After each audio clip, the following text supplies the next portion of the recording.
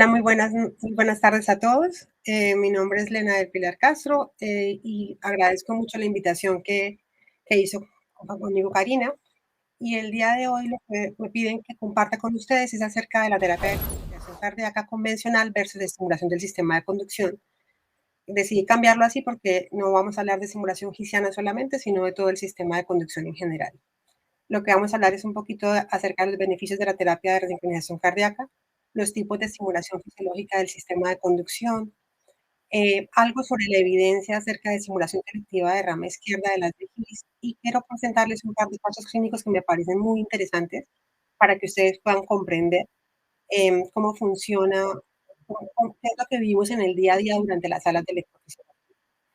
La terapia de estimulación biventricular, de resonancia biventricular, es una terapia muy bien establecida. Está establecida para pacientes que tengan falla cardíaca con función sistólica deprimida y que tengan bloqueo de rama izquierda. De esto sabemos mucho porque hay muchos estudios prospectivos, aleatorizados, que han mostrado mejoría en la calidad de vida, en la tolerancia al ejercicio, una recuperación importante de la función sistólica y la reducción de diámetro del ventrículo izquierdo en fin de días. Y una de las cosas más interesantes es que es de las pocas terapias que en falla cardíaca podemos ha mostrado reducción de tasa de hospitalización y reducción de mortalidad. En falla cardíaca no es fácil encontrar reducción de mortalidad. Y actualmente en este momento, el problema principal que tenemos es que hasta un tercio de los pacientes no son respondedores a la terapia. Entonces, empezaron a aparecer como otras alternativas para poder manejar estos pacientes. Y lo primero que apareció fue la estimulación del GIS. Se empezó a evaluar como una alternativa viable para pacientes con bloqueo auriculoventricular que tengan PEVIS entre 35 y 50%.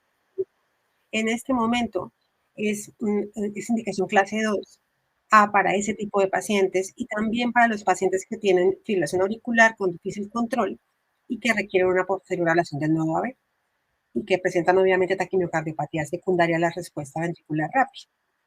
¿Qué es lo que ha pasado con la estimulación gisiana? Que no o sea, aunque los estudios han mostrado buenos resultados en pacientes con disfunción ventricular izquierda, están presentándose constantemente las dificultades de la técnica de implante. Cuando empezamos a hacer ese tipo de procedimientos, empezamos a observar umbrales de estimulación elevados, baja amplitud de onda R. Es decir, no es una técnica tan fácil de realizar. Con frecuencia nos pasaba que el día siguiente, después del implante, el electrodo se ha dislocado. Entonces, eso hizo que de alguna manera buscáramos una alternativa. Y esa alternativa viene con la estimulación de las DGIS. Esa estimulación intraceptal de la rama izquierda de las DGIS que emerge como una alternativa para la estimulación de GIS y para la estimulación fisiológica que tiene ventajas muy grandes y es que tiene umbrales de estimulación más bajos y más estables que permite también restaurar la sincronía en esos pacientes con bloqueo de rama izquierda, pero además tiene la ventaja de que uno puede tener una captura septal de respaldo. Y cada vez, ahora lo vamos a revisar, hay más evidencia sobre el beneficio clínico que tiene esa técnica. La curva de aprendizaje es más corta y es más corta porque tenemos un área más grande que podemos estimular, o sea, es una zona más sencilla. El septo interventricular no es es más grueso que el septo interauricular donde localizamos el GIS. Y de alguna manera, lo que sí es importante y el mensaje clave de esta presentación de hoy es que hay que asegurarse de que estamos teniendo captura de la rama izquierda, porque si no, al final es una estimulación septal de la rama izquierda o de sus fascículos. ¿Qué evidencia hay? Pues esto se describió ya desde 2017, pero esta evidencia que les traigo acá es acerca de fue lo primero que se publicó en 2019 sobre esto, que era sobre la facilidad, la seguridad y el efecto agudo. Y lo que hizo este grupo fue que incluyeron 33 pacientes que requerían estimulación ventricular por cualquier causa. Y consideraron exitoso el implante si se observaba un patrón de bloqueo de rama derecha en B1 y que el QRS fuera menor de 130 milisegundos.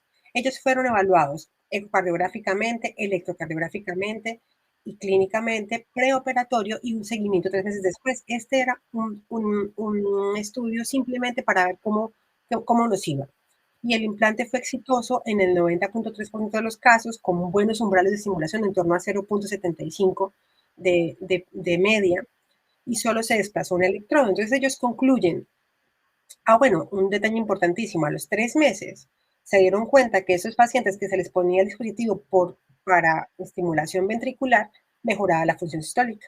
Entonces ellos concluyen que la experiencia preliminar plantea que la estimulación de rama podía ser una estrategia alternativa muy atractiva para pacientes con bloqueo.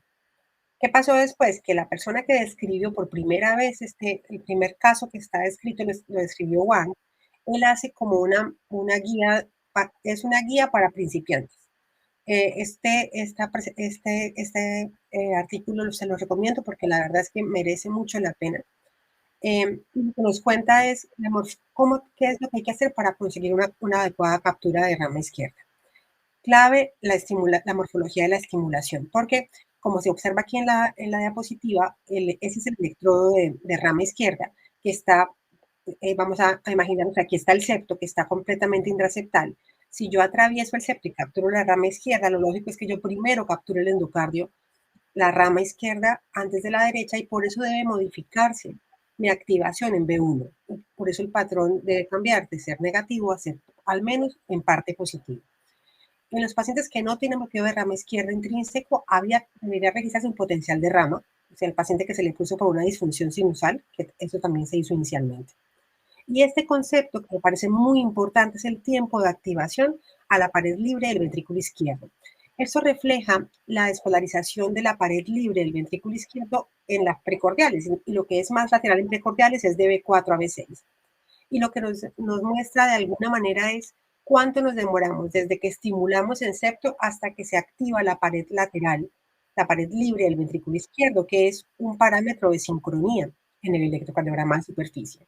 Entonces, uno de los parámetros para decir que estás estimulando rama es que uno vea que esa despolarización, el VIT, ese tiempo de activación del ventrículo izquierdo, al aumentar la salida o que permanece constantemente corto a cualquier salida, indicaría esto. Ellos tienen otros parámetros más, pero yo quiero que se queden con esos tres que me parecen los más importantes, sobre todo el primero y el tercero. ¿Qué más? Bueno, entonces dijimos, bueno, listo, ahora busquemos publicaron una experiencia inicial en un estudio ya multicéntrico prospectivo que sigue siendo observacional.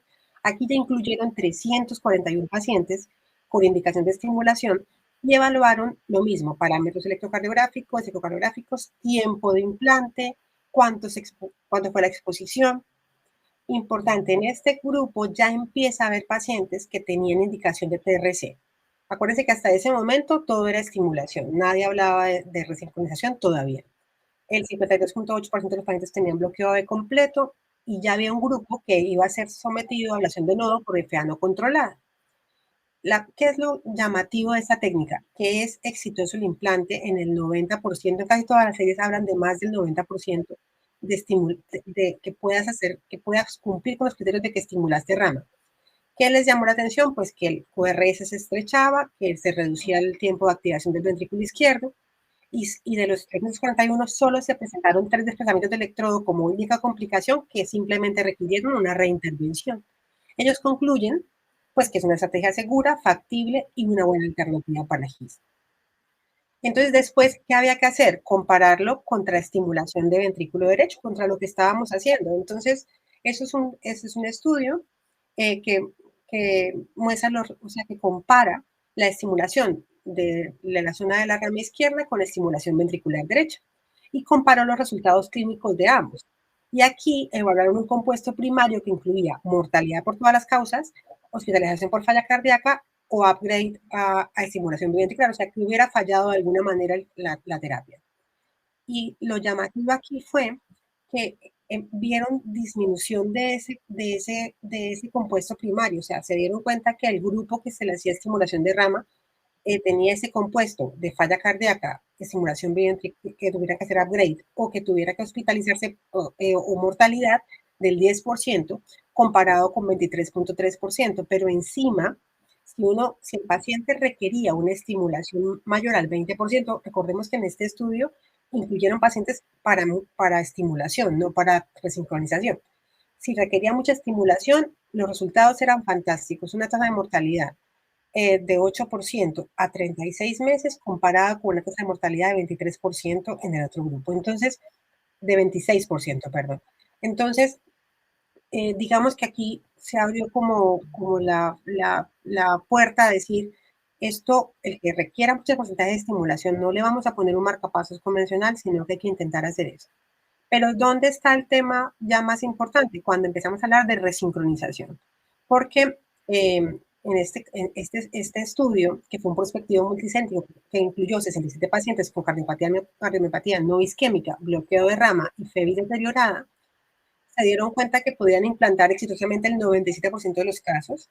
El QRS se estrechaba de 169 a 118 en promedio, pero encima la función sistólica mejoraba y el 75% de los pacientes que estaban en seguimiento al año habían normalizado su función, están siendo pacientes que tenían una disfunción ventricular severa.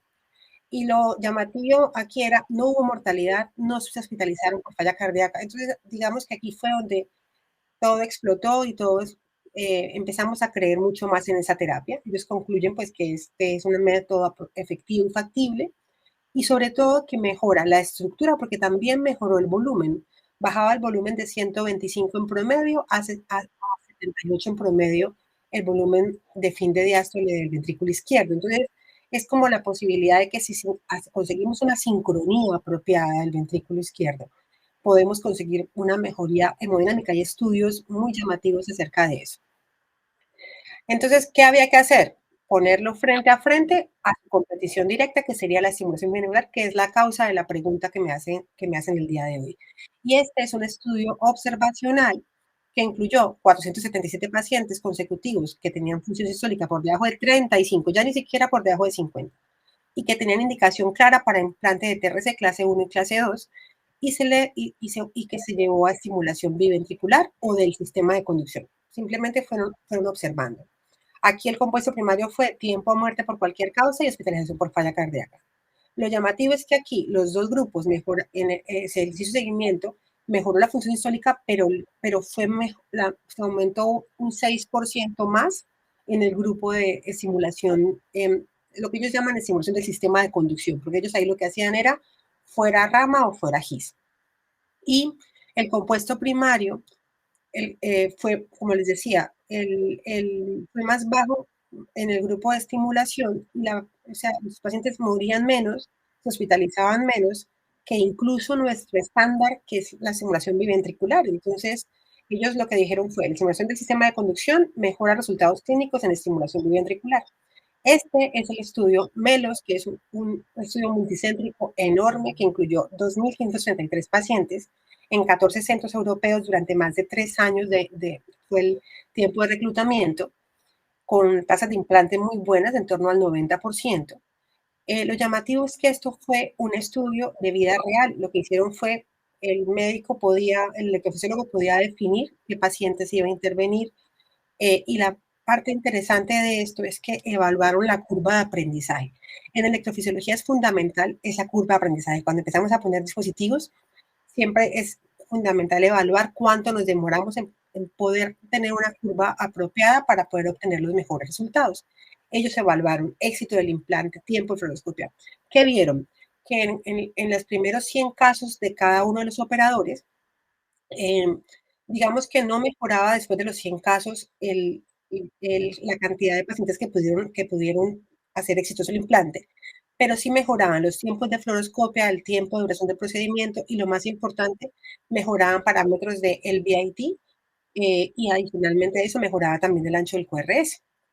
Una tasa de complicaciones del 11.7. Como es un estudio tan grande, aparecieron cosas que no sabíamos. Hay que tomar en cuenta que esa estimulación es nueva para nosotros. Entonces, hay cosas que cuando uno implementa un procedimiento nuevo, lo que termina pasando es que puede, por X o Y motivo, aparecer complicaciones que no conocíamos, como por ejemplo espasmo coronario, síndrome coronario agudo que se manejó de forma médica, dolor torácico, incluso atrapamiento del electrodo en el septum, cosas que los estudios anteriores no habían mostrado. Entonces, digamos que aunque fue el 11.7% de complicaciones que se presentaron en esta serie, el 8.7% fueron relacionadas específicamente con la implementación del electrodo en septo. Y muchas de esas complicaciones fueron solucionadas simplemente con reintervenir el paciente. Este es este está publicado de diciembre del año pasado, es el estudio, esto ya es lo que estábamos esperando, que era que había que hacer un ensayo clínico, no observacional, sino un ensayo clínico. Este ensayo clínico es un estudio prospectivo, aleatorizado, que incluyó 100 pacientes con función sistólica por debajo del 50%, con una indicación de TRC a recibir, o recibían estimulación del sistema de conducción o recibían estimulación biventricular. Y el objetivo primario de este estudio en particular fue a 6 meses cuánto cambiaba la fracción de eyección. Lo que pasa es que también evaluaron un endpoint de seguridad y que fue estar libre de complicaciones mayores. El sistema la simulación del sistema de conducción fue efectiva en el 96%.